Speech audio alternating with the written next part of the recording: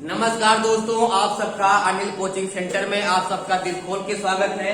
आज world geography की 5वीं क्लास होगी, क्योंकि वर्ल्ड ज्योग्राफी में आपका पहला टॉपिक सौरमंडल समाप्त कर चुके हैं और दूसरा टॉपिक जो लेके आए थे, दूसरा टॉपिक क्या था आप लोग का? सौरमंडल में कितने भाग पढ़ा? 3 भाग पढ़ाए थे ना। सौरमंडल पढ़ा दिए, इसके बाद तुम लोग को क्या पढ़ाए? चंद्र ग्रहण और सूर्य ग्रहण, 2 टॉपिक समाप्त कर चुके हैं। तो सौरमंडल को 3 भाग में पढ़ाए, उसके बाद तुम लोग का चला चंद्र ग्रहण और सूर्य ग्रहण। वो भी वहां से प्रतियोगी परीक्षा में क्वेश्चन को वहां से भी पूछता है। इसके बाद तीसरा टॉपिक लेके आए हैं वायुमंडल। वायुमंडल से चाहे आप यूपीएसआई की तैयारी कर रहे हो, चाहे यूपी पुलिस की, चाहे लेखपाल की, अगर वहां दे दिया है वर्ल्ड ज्योग्राफी से क्वेश्चन पूछेगा तो वायुमंडल मोस्ट इम्पोर्टेंट टॉपिक होगा। एक इम्पोर्टेंट बहुत ज्यादा है, ये इम्पोर्टेंट टॉपिक है। यहाँ से परीक्षा में बहुत ज्यादा क्वेश्चन पूछे जाते हैं। तो वायुमंडल से संबंधित जितने तथ्य होंगे आज इसको हम समझा देंगे। लगभग जितने भी क्वेश्चन बनेंगे हम बताने का प्रयास करेंगे अच्छे ढंग से, लेकिन वीडियो में आप लोग अंत तक बने रहना। सबसे पहले किसका वायुमंडल पढ़ाएंगे? पृथ्वी का वायुमंडल। सब जितने ग्रह हैं, जितने उपग्रह हैं, सबका अपना अपना वायुमंडल होता है। उसी प्रकार पृथ्वी का भी अपना क्या है? वायुमंडल है, इसके चारों तरफ। तो कोई पूछेगा वायुमंडल क्या होता है, तो क्या बताओगे? पृथ्वी का जो वायुमंडल है, तो वायुमंडल किसे कहते हैं? तो लिखेंगे पृथ्वी के चारों तरफ घेरे हुए गैसों का जो समूह होता है उसी को क्या बोलते हैं? वायुमंडल कहते हैं। पृथ्वी के चारों तरफ घेरे हुए गैसों का जो समूह है उसी को क्या बोलेंगे? वायुमंडल। अब पृथ्वी है ये, अब पृथ्वी पे जो है चारों तरफ गैस नहीं है नाइट्रोजन, ऑक्सीजन, कार्बन डाइऑक्साइड, सब गैसें है ना, गैसों का मिश्रण है। तो गैसों का जो मिश्रण है वो किसको घेर के रखी है? पृथ्वी को। तो ये क्या है? वायुमंडल है। बताओ ये समझ कहाँ पे है? हाथ तुम्हारा कहाँ जा रहा है? वायुमंडल। बात समझ गए ना? ये सब क्या है? वायुमंडल है। तो अगर वायुमंडल की कोई डिफिनीशन पूछेगा, परिभाषा पूछेगा, क्या बताओगे? पृथ्वी के चारों तरफ घेरे हुए गैसों का जो आवरण है या गैसों का जो समूह है, तो गैसों के समूह को हम लोग क्या बोलते हैं? वायुमंडल कहते हैं। और खासकर अगर पृथ्वी का वायुमंडल पढ़ रहे हो तो क्या होगा? पृथ्वी का वायुमंडल होगा। उसी प्रकार बुध का अपना वायुमंडल है, शुक्र का अपना वायुमंडल है, जितने ग्रह है, जितने उपग्रह, सबका अपना वायुमंडल है। कहीं गैसे है, कहीं गैसे नहीं है। अब सूर्य में हाइड्रोजन गैस ज्यादा है, देखो इतना 71% है वहां पे। तो ज्यादा बात न करते हुए इसको कम समय में वीडियो को समाप्त करेंगे और आज का टॉपिक होगा वायुमंडल। तो सबसे पहले जो परत मिलेगी, अगर पूछेगा कि वायुमंडल में कितनी परत पाई जाती है, कितनी? 5। कभी कभी पेपर में एक क्रम पूछ लेता है कि सबसे पहला मंडल कौन है? क्षोभ मंडल। तो पृथ्वी से 18 किलोमीटर विषुवत रेखा से हम लोग कहाँ पे हैं इस समय? मतलब हमारे यहाँ से देखा जाए तो 18 किलोमीटर होगा। ध्रुव मतलब होता है जो उत्तरी ध्रुव होता है। जैसे अगर ये पृथ्वी हो गई, देखो ये पृथ्वी है, तो पृथ्वी का जो ये क्षेत्र है ये क्या कहलाएगा? ध्रुव कहलाएगा। बीच में ये जो जाती रेखा इसको क्या बोलते हैं? विषुवत। तो यहाँ से वायुमंडल 18 किलोमीटर है, मतलब की क्षोभ मंडल की ऊंचाई। और यहाँ से देखा जाएगा कि यहाँ से कितना होगा? कम हो जाएगा भाई। अरे यहाँ ज्यादा नहीं होगा, यहाँ ज्यादा होगा, यहाँ से क्या होगा? कम होगा। तो विषुवत रेखा से 18 किलोमीटर ऊंचाई है किसकी? क्षोभ मंडल की। और यहाँ से ध्रुव से कितना है? 8 किलोमीटर। और औसत पूछेगा, बताओ क्षोभ मंडल की औसत ऊंचाई कितनी होती है? तो औसत ऊंचाई अगर कहीं पूछेगा तो औसत ऊंचाई कितनी होती है? बताओ। औसत ऊंचाई तो होती है 12 से लगा के 15 किलोमीटर तक। अगर कहीं पूछेगा क्षोभ मंडल की औसत ऊंचाई कितनी होती है, तो 12 से लगाकर 15 किलोमीटर। अब पूछेगा क्षोभ मंडल की विषुवत रेखा की ऊंचाई कितनी है? 18 किलोमीटर। कितना है? 18 किलोमीटर। तो बताओ वायुमंडल में कितनी परत है? 5। पहला क्षोभ मंडल, दूसरा समताप मंडल, तीसरा मध्य मंडल, चौथा आयन मंडल और 5वां क्या है? बाह्य मंडल। क्या है? बाह्य मंडल। और यही बाह्य मंडल क्या हो गया? इसके बाद अंतरिक्ष है। क्या है? अरे बाहर का ये अंतरिक्ष नहीं हो गया भैया, क्या हो गया? अंतरिक्ष हो गया। बात समझ गए? समझ गए ना? यही है तुम लोग का पढ़ने का तरीका। सबसे पहले हम लोग किसका अध्ययन करेंगे? बताओ। सबसे पहले किसका अध्ययन करेंगे? क्षोभ मंडल का। जब क्षोभ मंडल का अध्ययन करेंगे तो क्षोभ मंडल में क्या खास बातें हैं? बताओ। क्षोभ मंडल में क्या तथ्य है? क्षोभ मंडल 18 किलोमीटर जितने, अगर क्षोभ मंडल को कहा जाए तो इसको परिवर्तन मंडल भी कहते हैं। क्या? इसको परिवर्तन मंडल भी कहते हैं। परिवर्तन मंडल। अगर पूछेगा परिवर्तन मंडल किसे बोलते हैं, क्या बताओगे, थोक मंडल को। और इसी को संवहन मंडल भी कहते हैं। क्या, संवहन मंडल, इसी को संवहन मंडल भी कहते हैं। लिख लो, इसी को संवहन मंडल भी कहते हैं। क्यों, क्योंकि इस मंडल में जितनी घटनाएं होती हैं, मौसमी संबंधी घटनाएं, वो कहाँ घटती हैं, थोक मंडल में घटती हैं। आंधी, तूफान, ज्वालामुखी, भूकंप, जितनी सुनामी, जितने आपदाएं, मौसम खराब होता है, कभी ठंडी कभी बरसात, जितनी घटनाएं होती हैं, बादल का बनना, बदली का होना, कोहरा होना, शीत लहर पड़ना, सब कहाँ होता है, थोक मंडल में। और समझ गए ना, यहीं से खड़ी ऊंचाई 18 किलोमीटर के बाद कोई मतलब नहीं है। जो भी प्रक्रिया होती है, कितने ऊंचाई होती है, सब इसी थोक मंडल में होती है। 18 किलोमीटर पार कर जाओ तो उसके बाद कुछ नहीं होता है। न वहाँ मौसम बनेगा, न वहाँ बादल चलेगा, न वहाँ बादल दौड़ेगा, कैसे है, लेकिन वहाँ कुछ होगा नहीं। वहाँ कोई मौसम, वहाँ बारिश भी नहीं बनेगी। कहने का मतलब ये है, आज तुम लोग ये समझ जाओ, जो बारिश होती है तो बारिश कितनी ऊंचाई से होती है, 18 किलोमीटर से अधिकतम ऊंचाई से नहीं होती है। बारिश पर 3-4 किलोमीटर या बहुत ऊंचाई से नहीं होती है। लेकिन अगर कहा जाए तो मौसम संबंधी बादल यही बनेगा, यही बारिश होगी, यही आंधी आएगा, यही तूफान होगा, तो यहाँ परिवर्तन होते हैं ना।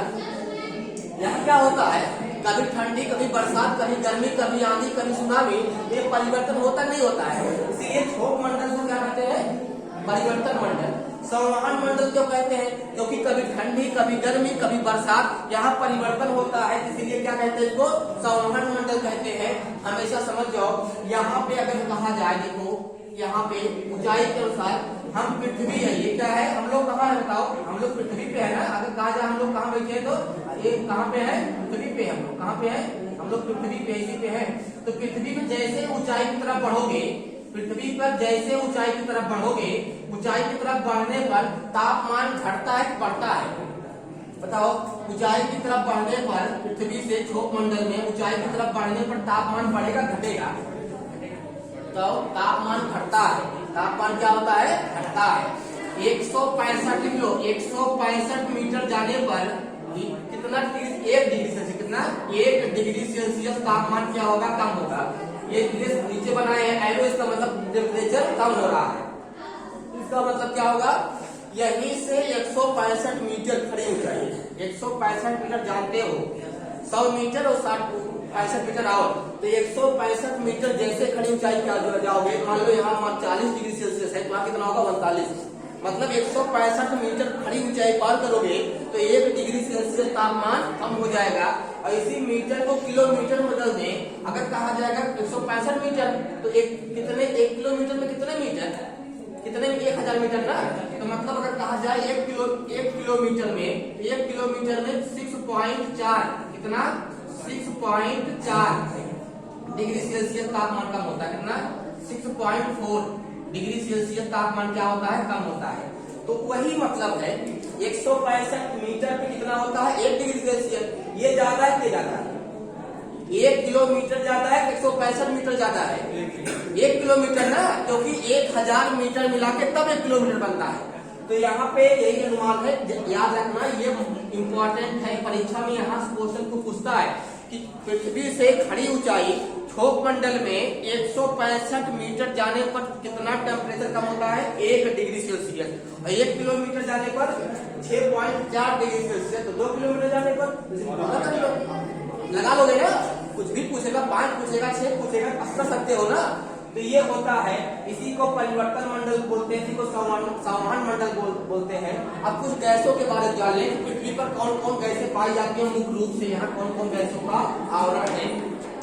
अगर पृथ्वी पे देखा जाए किन किन गैसों का आवरण है, तो यहाँ पर एक बॉक्स बनाओ, उसी बॉक्स में गैसों को बता देते हैं। एक बॉक्स बनाओ, बॉक्स में गैसों को बता देते हैं। सबसे ज्यादा अगर किसी की मात्रा है तो किसकी है, नाइट्रोजन, किसकी है, नाइट्रोजन।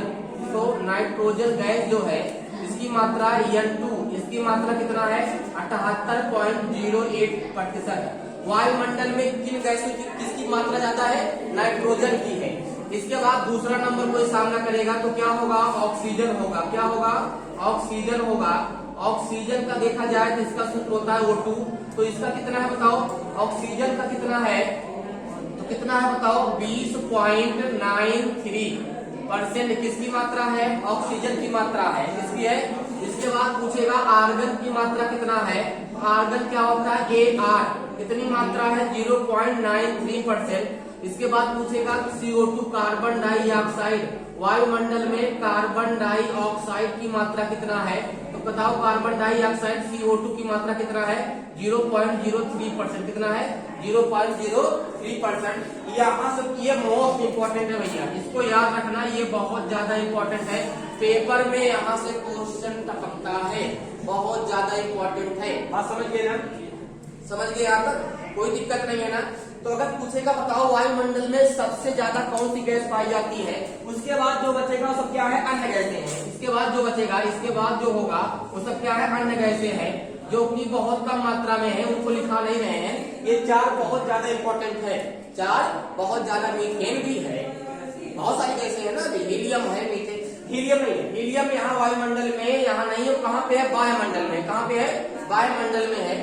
क्योंकि हल्की जो गैस है, आर्गन भी जो है अपने, आर्गन क्या है बताओ, अक्रिय गैस है, हीलियम क्या है, अक्रिय गैस है, ये सब कहाँ पे है, वायुमंडल में है, क्षोभ मंडल में नहीं पाई जाती है।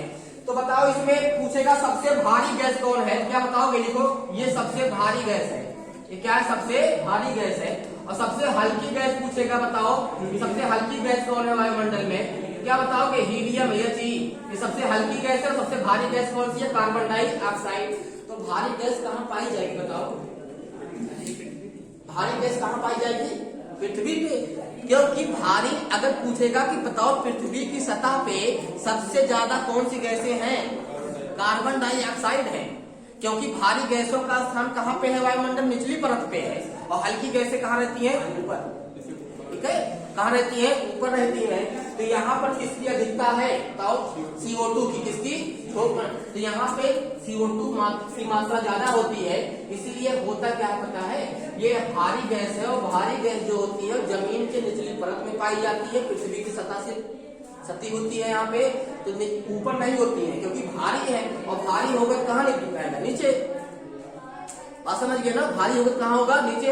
हल्की कहाँ होगा, 6 अक्रिय गैसें हैं, और जितनी अक्रिय गैसें, हीलियम कैसी गैस है, अक्रिय गैस है, आर्गन कैसी है, अक्रिय गैस है, नियान कैसी है, अक्रिय गैस है। बात समझ गए ना, ये जितनी रेडान है, ये सब जेनान है, तो ये सब जो अक्रिय गैसें हैं, इनका स्थान कहाँ है, वायुमंडल में है। कहाँ पे है, जितनी अक्रिय गैस हो, चाहे वो हीलियम हो, चाहे वो आर्गन हो, चाहे वो क्या हो, नियान हो, ठीक है, क्या हो, नियान हो, चाहे रेडान हो, चाहे जेनान हो, ये सब गैसें कहाँ है बताओ, ये वायुमंडल में है। कहाँ पे है, वायुमंडल में है, क्योंकि हल्की गैसें जो है वो यहाँ पे नहीं है। इसीलिए क्या होता है, कभी सुने हो कि ऊपर क्यों बढ़ता है बताओ, तुम लोग के दिमाग में आ रहा होगा सर जी, जब सूर्य की रोशनी आएगा, तो सूर्य इधर से जब आएगा ऊपर तो और गर्म होगा ना, नीचे तो और ठंडा होगा, दिमाग में क्वेश्चन बनेगा ना। लेकिन नहीं, क्यों बताओ, क्योंकि पृथ्वी के चारों तरफ जो भारी गैसें हैं, ये करती क्या है, ये खतरनाक साबित हो रही है। ये क्या करती है, पृथ्वी के तापमान को बढ़ा दे रही है, पृथ्वी के तापमान को बढ़ा दे रही है। इसी को बोलते हैं ग्लोबल वार्मिंग। क्या बोलते हैं, ग्लोबल वार्मिंग के लिए सबसे ज्यादा जिम्मेदार कौन गैस है, कार्बन डाइऑक्साइड। जब सूर्य का प्रकाश पृथ्वी पर पड़ता है, तो उसमें यहाँ जब परावर्तन होता है, तो पूर्ण रूप से सही ढंग से लौट नहीं पाता है, उसकी ऊष्मा को यहाँ पे रोक लेती है। और कौन रोकती है, कार्बन डाइऑक्साइड। इससे क्या होता है, पृथ्वी गर्म हो रही है, और जब पृथ्वी गर्म होगी तो क्या होगा बताओ, ग्लेशियर पिघलेगा, और जब ग्लेशियर पिघलेगा तो पृथ्वी पर जो पिंड है, जमीन है, वो डूबेगा। ग्लेशियर पिघलेगा तो पानी का स्तर बढ़ेगा, और जब पानी का स्तर बढ़ेगा तो जो पिंड है वो डूबेगा ना, वो बात समझ गए ना। तो यहाँ पे ग्लोबल के लिए कौन कौन जिम्मेदार गैसें हैं बताओ, ग्लोबल वार्मिंग के लिए कौन कौन गैसें जिम्मेदार हैं बताओ, कौन कौन गैसें,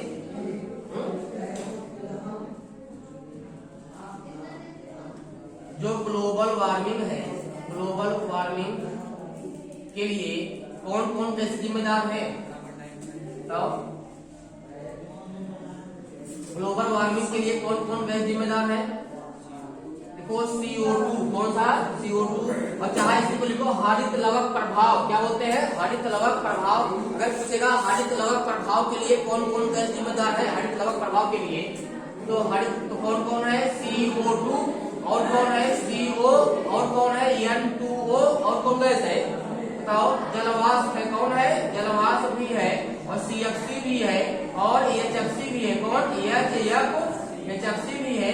ये इतनी गैसें जिम्मेदार हैं, और मीथेन भी है CH4। ये सब जो 7 गैसें हैं ये किसके लिए जिम्मेदार है? ग्लोबल वार्मिंग के लिए। ये पृथ्वी की निचली सतह पे पाई जाती है, और सूर्य से आने वाली जो किरणें हैं, जो सूर्य का उष्मा है, पृथ्वी पर पड़ने के बाद जब वापस जाता है तो उसकी गर्माहट को, उसकी उष्मा को रोक लेता है। इसी के कारण क्या हो रहा है, पृथ्वी जो है गर्म हो रही है। तो जब पृथ्वी गर्म हो रही है तो क्या होगा बताओ, ग्लेशियर पिघलेगा तो पानी का स्तर बढ़ेगा, और पानी का स्तर जब बढ़ेगा तो पृथ्वी के जो भाग टुकड़े, जो पिंड है, द्वीप है, वो डूबेंगे। बात समझ गए ना? इसीलिए जो वैज्ञानिक दावा करते हैं बहुत दिन कुछ दिन बाद ऐसा होगा पूरा पृथ्वी पानी में समा जाएगी। तो समाने का मतलब समझ रहे हो ना? जो ग्लेशियर है, ग्लेशियर मतलब बर्फ, क्या होता है बर्फ होता है। अब देखो अंटार्कटिका पूरा बर्फ है ना, उधर आर्कटिक क्या है बर्फ है, और जब पिघलेगी क्या बनेगा पानी, और जब पानी बनेगा तो बढ़ेगा नहीं भैया स्तर, बढ़ेगा ना। तो जो पिंड है, जो नदी में है, छोटे छोटे जो पिंड टापू दिखते हैं डूबेंगे नहीं, डूबेंगे। तो पृथ्वी का औसत तापमान कोई पूछेगा कि बताओ पृथ्वी का औसत तापमान कितना है, कितना बताओगे? पृथ्वी का औसत तापमान कितना है बताओ? औसत तापमान, तो पृथ्वी का जो औसत तापमान है वो कितना है? 14 से लगाकर 15 डिग्री सेल्सियस। लेकिन क्या इतने पर रहेगा तो पृथ्वी पर कोई खतरा नहीं होगा, लेकिन जैसे इससे ज्यादा होगा तो ग्लेशियर पिघलेगा, तो आजकल ज्यादा ही हो रहा है। क्या हो रहा है? क्योंकि CFC, HFC ये गैसें जो निकल रही हैं हमारे वायुमंडल में हानि पहुंचा रही है। तो बात समझ गए ना? हम पढ़ क्या रहे थे बताओ? ग्लोबल वार्मिंग के लिए कितनी गैस जिम्मेदार है? 7। कौन कौन बताओ? CO2, CO, N2O, ये लाफिंग गैस है। N2O क्या है? नाइट्रस ऑक्साइड ना, नाइट्रोजन डाइऑक्साइड। मतलब क्या है? ये भी किसके लिए खतरनाक है? ये लाफिंग गैस बोलते हैं। उसके बाद क्या है यहाँ पे? ये जलवाष्प है, CFC है, क्लोरोफ्लोरोकार्बन, हाइड्रोफ्लोरोकार्बन, मीथेन है। ये सब ग्लोबल वार्मिंग इसी को बोलते हैं। अगर पूछेगा हरित लवक प्रभाव के लिए जिम्मेदार गैसें कौन है, तो यही गैसें हैं। चाहे उसको ग्लोबल वार्मिंग कहो, चाहे हरित लवक प्रभाव कहो। बात सुने हो ना? हरित लवक, तो उसके लिए भी जिम्मेदार यही गैसें हैं। ये पृथ्वी के टेम्परेचर को बढ़ा दे रही है, और जब बढ़ा देंगे तो पृथ्वी क्या होगा? गर्म हो जाएगा। अब देखो मौसम संबंधी घटनाएं अगर कहाँ होंगी, यहाँ बादल है, बादल अगर कहाँ बनते हैं बताओ? जो बादल बनते हैं ये सब कहाँ बनेंगे? ये बारिश वाला सिस्टम कहाँ होगा बताओ? कहाँ होगा? क्षोभ मंडल में। अगर पूछेगा बारिश किस मंडल से होती है, क्या बताओगे? तो हवा, ये तूफान है, ये सब क्या है? तूफान है। तूफान कहाँ चलते हैं बताओ? किस मंडल में चलेंगे तूफान? क्षोभ मंडल में। कहाँ पे? क्षोभ मंडल में।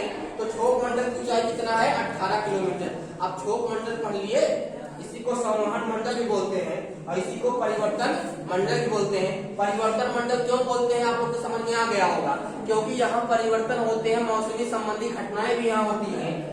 लिख लो, लिखना हो तो मौसमी संबंधी घटनाएं अगर कहाँ होती है? यही होती है मौसमी संबंधी घटनाएं अगर कहीं होती है, कहाँ होती है? क्षोभ मंडल में होती है। मौसमी संबंधी घटनाएं कहाँ होती है? क्षोभ मंडल में होती है। ये इम्पोर्टेंट है, इतना पॉइंट बता रहे सब इम्पोर्टेंट है। तो मौसमी संबंधी घटनाएं कहाँ होती हैं? क्षोभ मंडल में होती हैं। अब हम क्षोभ मंडल को पढ़ लिए। अब किसका नंबर है? समताप मंडल। किसका नंबर है? समताप मंडल। तो समताप मंडल भी बहुत इंपॉर्टेंट है। आइए इसके बारे में कुछ फैक्ट पढ़ते हैं, इसके बारे में कुछ फैक्ट पढ़ते हैं समताप मंडल के बारे में। अगर पूछेगा समताप मंडल में हवाई जहाज उड़ाने के लिए सबसे आदर्श मंडल कौन है? हवाई जहाज उड़ाने के लिए सबसे आदर्श मंडल कौन है? क्या बताओगे? समताप मंडल। जो हवाई जहाज यहाँ कनाडा, अमेरिका, यूरोप, इंग्लैंड, जो दूर दूर देशों के लिए जाते हैं हवाई जहाजें, वो किस मंडल से होकर जाती है? वो क्यों? क्योंकि देखो अगर समताप मंडल में जब उड़ेगी जहाज तो बारिश की संभावना रहेगी, उससे कहाँ मतलब पड़ी है? अब तुम छत पे खड़े हो जाओ और नीचे कुछ भी हो, कहाँ मतलब? तुम तो आराम से बैठे हो, आराम से हो ना। तो वही कंडीशन है, क्योंकि जहाज को मौसम से दिक्कत रहती है। जहाज का जो रास्ता दिखाने का काम करता है कौन करता है? रडार करता है। और रडार का संपर्क अगर टूट जाएगा तो जहाज क्या होगा? बेरास्ता खो जाएगी। उसको ये नहीं पता हमको किधर जाना है, बस उसका भी रोड होता है। वो रेडार बताता है, इंगित करता है इधर जाना है इधर जाना है। तो रेडार संपर्क, और रेडार संपर्क टूटेगा कब? जब मौसम बदली ये सब कोहरा वोहरा जब पड़ता है तभी टूटेगा। तो वही मौसम खराब होगा, बदली होगी और सब ज्यादा दिक्कत होती है, जो लाइट नहीं होती है, जो लाइट चमकती है, लाइट मौसमी घटनाएं है, विद्युतीय मौसमी बिजली। तो मौसमी जो बिजली होती है ये जब चमकेगा जहाज को टुकड़ा कर देगा ये। अगर उसके ऊपर पड़ गई, लोहा तो है भैया वो, तो लोहे ज्यादा इफेक्ट पड़ता है ना। अब जब लोहा है तो कहीं आसमान में जा रहा है क्षोभ मंडल में, और कहीं गड़गड़ाहट बिजली करती है, उसके बाद आसमानी, उसके बाद मौसम बना, कहीं बिजली उसी पड़ गई, जहाज आधा उधर बात समझ गए ना। तो होता क्या है, जब देखते हैं मौसम साफ है तो एयरपोर्ट, मान लो यहाँ एयरपोर्ट है, क्या है यहाँ पे एयरपोर्ट, जल्दी से क्या करेंगे, यहाँ से लैंड कराएंगे, कहाँ लाएंगे, समताप मंडल में। कहाँ लाएंगे? समताप मंडल में। और समताप मंडल में ऐसे जा रहा है, जितना दूर जाना होगा उसको। और ये मान लो यहाँ इंडिया है और यहाँ मान लो अमेरिका है, और इंडिया से अमेरिका जाना है, इसको समताप मंडल में जाएगा, उसके बाद सीधा लैंड करेगा। बात समझ गए ना। तो जहाज कहाँ होती है? अगर कोई पूछेगा जहाज उड़ाने के लिए सबसे अच्छा मंडल कौन है, क्या बताओगे? क्या है? जहाज उड़ाने के लिए सबसे अच्छा मंडल कौन सा है बताओ? जहाज उड़ाने के लिए सबसे अच्छा मंडल कौन है? ये जहाज है, ठीक है। जहाज, हवाई जहाज, हवाई जहाज उड़ाने के लिए, हाँ हवाई जहाज उड़ाने के लिए सबसे अच्छा मंडल कौन है बताओ? समताप मंडल है। कौन है? समताप मंडल है हवाई जहाज उड़ाने के लिए। आदर्श हवाई जहाज उड़ाने के लिए आदर्श मंडल कहा जाए, कोई दिक्कत नहीं है। लिख लो ये, हवाई जहाज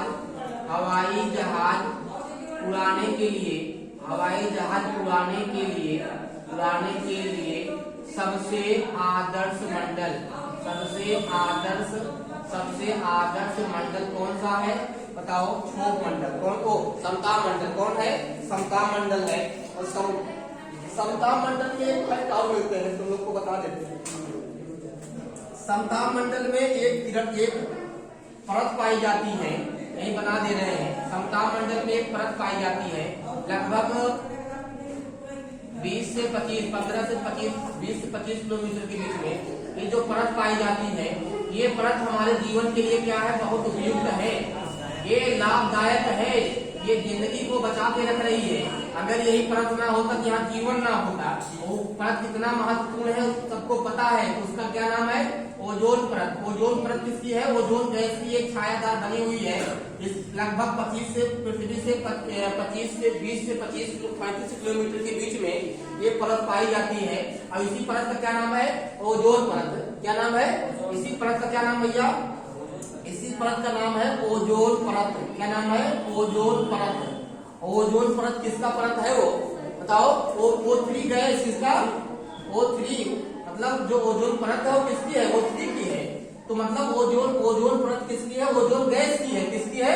ओजोन परत किसकी है? ओजोन गैस की, मतलब O3। तो ओजोन गैस का सूत्र क्या होता है? O3। तो इसी की एक परत पाई जाती है। और ये परत ऐसे होता है, बताए कैसे? ये अगर ये परत ना होती ना तो यहाँ जीवन संभव होता, लेकिन इसमें कमियां हो रही हैं। कहीं कहीं ये परत पतली हो जा रही है, और कहीं तो कहाँ देखा गया है? ध्रुव पे देखा गया इसको। ध्रुव पे देखा गया कि यहाँ पे जो है, जो ओजोन परत है ये पतली हो रही है। और जब पतली होगी तो मानव जीवन के लिए क्या होगा बताओ? ये हानिकारक सिद्ध होगा। तो मानव जीवन के लिए हानिकारक सिद्ध होगा। तो इससे क्या होगा कि त्वचा कैंसर होगा। क्या होगा? त्वचा कैंसर होगा। जो त्वचा होती है जल जाएगी और बहुत घातक बीमारियां हो जाएंगी, जिससे मानव जीवन यहाँ क्या होगा? असंभव हो जाएगा। इसीलिए ओजोन परत का रहना बहुत इंपॉर्टेंट है। मानव जीवन की बहुत बड़ी इकाई निभाती है भैया ये। कौन? ओजोन परत, ओजोन गैस। लेकिन हो क्या रहा है, इतने कंपनी कारखाने औद्योगिक यहाँ लग रहे हैं, फ्रिज कूलर एसी, कि वहां से गैसें, इतनी हानिकारक गैसें निकल रही हैं कि वो ओजोन परत को पतला कर दे रही हैं। अब कहो सर जी ये क्यों इतना इम्पोर्टेंट है? ऐसा क्या चीज आती है जो इतना इम्पोर्टेंट हो जाता है? हम बता रहे हैं क्या आती है। यहाँ क्या है? मान लो यहाँ सूर्य है। क्या है यहाँ पे? यहाँ पे सूर्य है, यहाँ सन है, यहाँ क्या है? सन है, ये सूर्य है। सूर्य से क्या निकलेगी? किरण निकलेगी। क्या निकलेगी? किरण। तो यहाँ से निकलने वाली जो पराबैंगनी किरणें होती हैं, क्या होती है? यहाँ से निकलने वाली जो पराबैंगनी किरणें होती हैं उसी को बोलते हैं औरा की किरणें। क्या? हाँ, उसी को क्या बोलते हैं, आवरक किरणें। तो पराबैंगनी इनको रोकने का काम करती हैं। इनको क्या करती है, ये रोकने का काम करती है। कौन भैया बताओ, कौन रोकता है? तो यहाँ छन जाती है, वो क्या होता है, छन जाती है। तो यहाँ से निकलने वाली क्या होती है, जो पराबैंगनी किरणें होती हैं। तो पराबैंगनी किरणों को रोकने का काम कौन करता है बताओ? क्योंकि सूर्य से कौन किरण निकलती है, तुम लोग को पढ़ाए थे हाई स्कूल में। सूर्य के प्रकाश में कितने रंग होते हैं, 7। ट्रिक बताए थे ना पिंटू की ओर, बताए थे ना। तो 7 रंग होता है, लेकिन किरण कौन सी निकलती है, पराबैंगनी किरणें, अल्फा वायलेट रे, क्या बोलते हैं, इसी को बोलते हैं पराबैंगनी किरणें। अगर पूछेगा यहाँ से कौन किरण निकलती है, देखो पराबैंगनी, और ये खतरनाक होती हैं। कौन किरण निकलती है, पराबैंगनी किरणें निकलती हैं, और ये सबसे खतरनाक होती हैं। और इसी को क्या बोलते हैं, और नाम क्या, आवरक किरणें। क्या बोलते हैं, आवरक, लोग आवरक किरणें बोलते हैं। ये क्या होती हैं, जब सूर्य से निकलती हैं किरणें, तो ये ओजोन परत इसको रोकने का काम करती है। अगर ओजोन परत नहीं होगा तो यहाँ छन जाती है किरणें, छन के भेजता है यहाँ से। तो जो ये ओजोन परत है, ये बहुत पतली परत नहीं है, 10 किलोमीटर, 5 किलोमीटर, 4 किलोमीटर ऐसे ऊंचाई, इतनी मोटी परत है ये, कोई चद्दर नहीं है। इसमें पार कर जाओगे तुम जान ही नहीं पाओगे, हम ओजोन परत में घुसे हैं, नहीं समझ पाए। जैसे ठंडी वंडी में देखो शाम को कोहरा पड़ता है, तो एक तरफ एक पहता पड़ गया पूरा कोहरा, तो लगता है ये तो एक लाइन से पड़ा हुआ गांव किनारे किनारे, देखो उसी तरह धुआं धुआं एक कोहरा है। और किस गैसों का आवरण है वो बताओ, ओजोन गैस है। तो ओजोन गैस लगभग कहीं 8 किलोमीटर, कहीं 5 किलोमीटर, कहीं 6 किलोमीटर, कहीं 10 किलोमीटर, इसी का एक आवरण बना हुआ है। और उसी को क्या बोलते हैं बताओ, ओजोन परत बोलते हैं। अगर ओजोन परत ना होती तो यहाँ हम लोग ना होते, लेकिन हो क्या रहा है कि ओजोन परत पतली हो रही है। जब ये पराबैंगनी किरणें सूर्य से निकलती हैं तो आती हैं, तो इसको जो ओजोन परत है ना छान देती है, छान के भेजती है। तो जो ये पराबैंगनी किरण है और किरणें हैं, उसी को इंग्लिश बोलते हैं अल्फा वायलेट रे। तो ये इसको यही रोक देती है, और रोकने के बाद, छानने के बाद हम लोग तक पहुंचती है, तो हम लोग को बीमारी नहीं होती है। अगर यही नहीं होता, सीधा टकराव किससे होता, जीव से। और जब जीव से होता तो त्वचा कैंसर, क्योंकि ये घातक किरणें, पराबैंगनी किरणें क्या है। और जब यही पतला हो जाएगा तो किरण कहाँ पहुंचेगी, पृथ्वी पर। और जब पृथ्वी पर पहुंचेगी तो मानव जीवन रहेगा। आप समझ गए ना कि ओजोन परत हमारे लिए इंपॉर्टेंट है। इसीलिए ओजोन परत को रोकने के लिए 1987 में, ठीक है, क्या हुआ, वहां पे मॉन्ट्रियल समझौता हुआ। क्या हुआ, तो कब हुआ था, 16 सितंबर में। कब हुआ था, अगर कोई पूछेगा ओजोन दिवस कब मनाते हैं तो लिख लो, ओजोन दिवस कब मनाया जाता है बताओ। 16 सितंबर। हाँ, ओजोन दिवस कब मनाते हैं, 16 सितंबर। क्योंकि 16 सितंबर 1987 को जो समझौता हुआ था वो दिन 19 सितंबर ही था, इसीलिए 19 सितंबर को ओजोन दिवस मनाया जाता है। ओजोन दिवस इसीलिए ये हुआ भैया, ओजोन की जो परत है इसको रोकने के लिए एक अभियान चलाया जाए, सबको समझाया बुझाया जाए, इसके बारे में बताया जाए। अब जिस दिन ओजोन दिवस है उसके बारे में बताते हैं ना भैया, ओजोन दिवस क्या है। हाँ, जो ओजोन परत है उसको ह्रास हो रहा है, उसको रोकना चाहिए, उसी के बारे में बताते हैं ओजोन दिवस। नहीं तो ओजोन गैस के बारे में कौन जानेगा। इसी के बहाने क्या होता है, ओजोन दिवस मनाते हैं कि ओजोन को रोकने के लिए जो काम किया गया, जिस दिन शुरुआत की गई ओजोन परत को रोकने के लिए, उसको जो पतला हो रहा है उसको रोकने के लिए जो अभियान चलाया गया, तो 16 सितंबर दिन था। वो कौन दिन था, 16 सितंबर था। इसीलिए ओजोन दिवस कब मनाते हैं, 16 सितंबर को मनाते हैं। अब मालूम हो गया ना, ओजोन परत की जो मोटाई है, कहीं पतली है कहीं चौड़ी है, बात समझ गए ना, कहीं मोटी है कहीं पतली है, अलग अलग है। लेकिन क्या है कि यहाँ ध्रुवों पर, कुछ स्थानों पर इसको पतला देखा गया, ध्रुव है ना, यहाँ पर कहीं न कहीं इसको पतला देखा गया, जिससे इस पतला देखा गया तो वैज्ञानिकों ने कहा दिया ये क्या है, मानव जीवन के लिए संकट उत्पन्न हो रहा है। अगर ये पतली हो जाएगी तो समस्या उत्पन्न हो जाएगी, इसीलिए इसको रोकने का अभियान चलाया गया। तो इसको बताओ कौन पतला कर रहा है, कौन पतला कर रहा है बताओ। देखो सबसे खतरनाक, इसको पतला करने के पीछे सबसे जिम्मेदार अगर कोई गैस है उसका नाम क्या है, CFC। क्या नाम है, CFC। इसी का नाम क्या है, कार्बन, क्या नाम, कार्बन, हाँ, क्लोरोफ्लोरोकार्बन। क्या नाम है इसका, क्लोरोफ्लोरोकार्बन। क्या नाम है इसका, क्लोरोफ्लोरोकार्बन।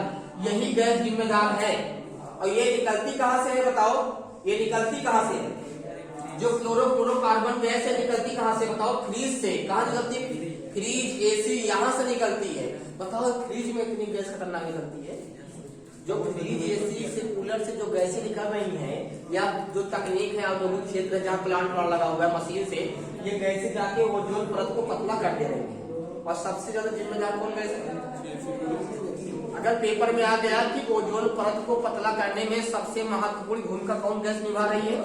सीएफसी। तो सीएफसी रोका जाए इसे ना, इसे रोकना चाहिए। अब जो है क्या हो रहा है, फ्रीज में ये गैस नहीं, कोई दूसरी गैस यूज कर रहे हैं, इसको हटा दिए हैं क्योंकि ये घातक सिद्ध हो रहा है ओजोन परत के लिए। इतना समझ में आ जाएगा। तो बताओ समताप मंडल में कौन सी परत पाई जाती है? ओजोन परत पाई जाती है। कितनी ऊंचाई पर? पृथ्वी से कितनी ऊंचाई पे? लिखना 20 से 35 किलोमीटर। कितना? पृथ्वी से यहीं से 20 से 35 किलोमीटर के बीच में जो परत है उसी का नाम क्या है? ओजोन परत है। उसी का नाम क्या है? ओजोन परत है। ओजोन परत जो होता है जो समताप मंडल है, समताप मंडल में हवाई जहाज उड़ाने का सबसे अच्छा मंडल है। याद रखना, हवाई जहाज उड़ाने का सबसे अच्छा मंडल है। क्यों अच्छा है? क्योंकि यहाँ कोई मौसमी घटनाएं नहीं होती हैं, और जब मौसमी घटनाएं नहीं होंगी तो कोई दिक्कत नहीं होगा। ऊपर आराम से उड़ेगा, नीचे चाहे बारिश हो, चाहे बादल बने, चाहे तूफान है, चाहे आंधी है, चाहे सुनामी हो, चाहे भूकंप है, चाहे ज्वालामुखी फटे, कोई मतलब है? नहीं मतलब है। अरे ज्वालामुखी से भी नुकसान होता है। खाओ कैसे? तुम लोग को जब अटलांटिक महासागर पढ़ाएंगे, विश्व का महाद्वीप जब पढ़ाएंगे, तुम लोग को जब उत्तरी अमेरिका महाद्वीप पढ़ाएंगे तो वहीं एक मिलेगा त्रिमुदा ट्रिंगल मिलेगा। वहां पे जहाजें लुप्त हो जाती है और रहस्य बना हुआ है। वहां कोई जहाज जाती है, आज तक न जहाज मिली न आदमी मिला, कुछ मिलता ही नहीं है। लोग बड़े रहस्य में वहां जहाज, चाहे पानी की जहाज गुजरे, चाहे हवाई जहाज गुजरे, पार नहीं होगी, वो सब गुम हो जाएगी वहां से। तो क्या नहीं जाए, उसको ब्लैक होल कहा गया। ब्लैक मतलब वो काला, उसी में समा जाता है। तो ऐसा क्या है? सही बताएं क्या है वो जब त्रिमुदा ट्रायंगल पे पहुंचते हैं वहीं पे एक बहुत बड़ा ज्वालामुखी है। ज्वालामुखी हमेशा फटता रहता है। ज्वालामुखी से धुआं निकलता है, और धुआं इतना निकलता है ज्यादा मात्रा में, पूरा कुछ दूर तक पूरा काला काला काला काला। और जब उसमें कोई जहाज गलती से एंट्री मारती है ना, तो उसका रडार सब पर टूट जाता है, उसी में आंधी हो जाती है, उसी में मार के गिर जाती है और समा जाती है। समझ गए ना? यही मेन रीजन निकला, जो वैज्ञानिक सर्च करके बताया यही रीजन है। वहां पर ज्वालामुखी फट रहा है, और ज्वालामुखी जब फटता है उसमें से क्या जलवार धुआं निकलेगा, गैस निकलेगी, वो पूरा अंधेरा अंधेरा कर देता है, उसी में समा जाती है कोई जहाज गलती से प्रवेश कर रही है, चाहे पानी वाली जहाज हो चाहे हवाई जहाज हो। तो ज्वालामुखी भी खतरनाक है हवाई जहाज के लिए। इसके बाद तीसरा मंडल क्या मिलेगा बताओ? तीसरा मंडल कौन है? मध्य मंडल है। अगर पूछेगा सबसे ठंडा मंडल कौन है, तो वो सबसे ठंडा मंडल कौन सा है? सबसे ठंडा मंडल पूछेगा तो कौन सा होगा बताओ? मध्य मंडल। कितना इसका टेम्परेचर कभी कभी चला आता है, कितना? -100 डिग्री सेल्सियस तक। कितना? -100 डिग्री सेल्सियस तक चलाता है। पृथ्वी से इसकी ऊंचाई कितना है? 80 किलोमीटर। और ध्रुव से कितना है? वहां से भी कितना है? 80 किलोमीटर। तो ये मध्य मंडल सबसे ठंडा मंडल है। दो ही क्वेश्चन बनेगा, सबसे ठंडा मंडल कौन है? क्या बताओगे? मध्य मंडल है। यहाँ पर न्यूनतम तापमान कितना हो सकता है? -100 डिग्री सेल्सियस। कितना? -100 डिग्री सेल्सियस। इसकी ऊंचाई कितना है? 80 किलोमीटर। कहाँ से? पृथ्वी से। अब इसके बाद तुम लोग को पढ़ाएंगे क्या? आयन मंडल। क्या पढ़ाएंगे? आयन मंडल। आयन मंडल क्या होता है? यहाँ पर जितनी रेडियो एक्टिव, जितनी किरणें होती हैं, रेडियो एक्टिविटी जितनी होती है, जितनी किरणें होती हैं पराबैंगनी, तो किरणें कहाँ गुजरती हैं बताओ? हाँ, तो रेडियो एक्टिव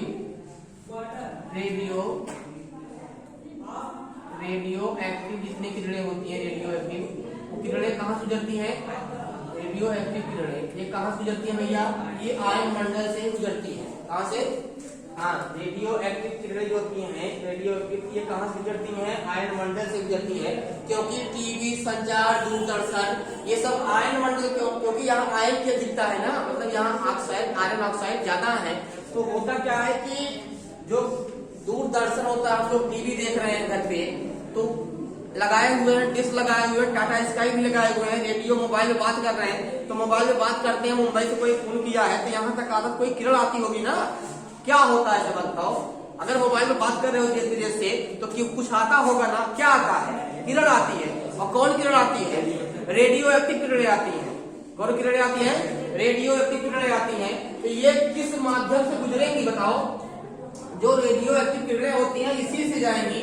इसी से होते हुए तुम्हारे पास पहुंचेगी। चाहे मोबाइल पे फोन आ रहा हो, चाहे कोई दूर दूर से, चाहे बीबीसी लंदन हो, चाहे फैजाबाद पकड़ जाए हो, मतलब वो कहाँ जाएगा, वो रेडियो एक्टिव, मतलब टीवी देख रहे हो, कुछ भी देख रहे हो जिसमें रेडियो एक्टिव, जिसमें तरंगे आती हो, इसमें क्या आती हो, तरंगे आती हो, चाहे वायरलेस हो चाहे जो हो, वो सब किरणें जो गुजरती हैं, किरण तो ही आती है वो सबको पार करते हुए।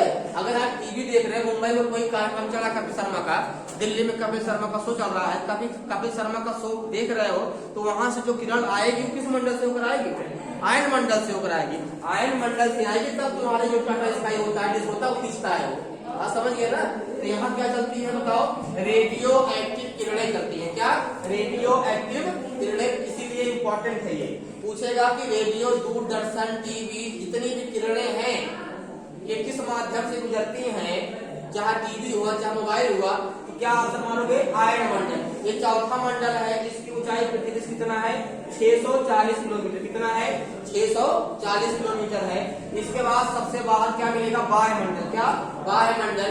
जितने भी उपग्रह छोड़े जाते हैं, सैटेलाइट, जितने भी सैटेलाइट छोड़े जाते हैं, जितने भी सैटेलाइट को आसमान में दिखाई पड़ेंगे, जितने भी सैटेलाइट छोड़े जाते हैं किस मंडल में रहते हैं बताओ, जितने भी सैटेलाइट उपग्रह, सैटेलाइट क्या बोलते हैं बताओ, उपग्रह।